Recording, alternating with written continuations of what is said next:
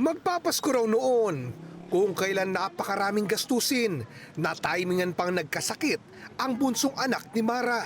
Di niya tunay na pangalan. Napakapit tuloy siya sa online lending. Wala siya masyado kasing requirements, kaya parang naengganyo ako na mag-apply.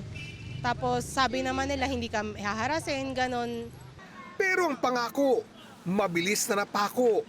Sa 2,200 pesos na inutang ni Mara, nasa 1,400 pesos lang ang kanyang natanggap. Dahil umano sa iba't ibang fees. 45 days din ang palugit para magbayad. Pero 1 linggo pa lang mula ng umutang. Hinaharas na umano siya. Pinopost sila ako sa mga kamag-anak ko, scammer, ganon. Tapos kung kani-kanino sila nagpo-post. Basta sa mga friend ko. Yung mga contact ko, yun, tinawagan nila, tapos nagte-text sila na about sa akin na sila daw po ang magbabayad pag hindi daw po akong nagbayad. Matinding trauma daw ang inabot ni Mara hanggang sa hindi na raw siya makalabas ng bahay. Ayon sa Cybercrime Investigation and Coordinating Center o CICC, isa lang si Mara sa maraming Pilipinong nakaranas ng harassment mula sa inutangang online lending. Mula nga nitong Enero lang, umabot na daw sa 599 na reklamo ang nakarating sa CICC. Minsan nga hindi mo na pinupuntahan yung mga applications.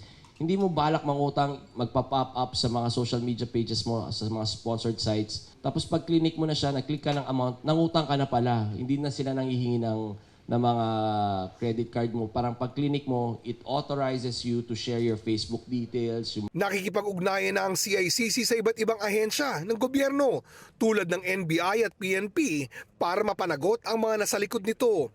Inilunsad din nila ang kampanyang Fast Cash, mag-ingat sa scam, para may masusumbungan ang biktima sa kanilang hotline 1326. Payo ng CICC, pansinin ang mga red flag bago mangutang. Isa na ang ads na kapag klinik, dadalhin sa kanilang website salip na gawin ang transaksyon sa kanilang app. When you encounter this online lending mga scams na to, pinapadala kayo doon sa mga website. So those are the two differences. Parang kasi sa mga apps, vetted na rin to ng mga app stores, ng mga platforms na yan. Magduda din daw kung pakiramdam mo, para kang minamadali. Pag hindi mo clinic to or hindi mo inutang to ngayon, mawawala to in 24 hours. May sense of urgency. Batid daw ng CICC na marami sa mga online lending scams ay nakabase sa ibang bansa. Pero may mga tao raw ito dito sa Pilipinas at yun kayang-kaya daw nilang mapanagot.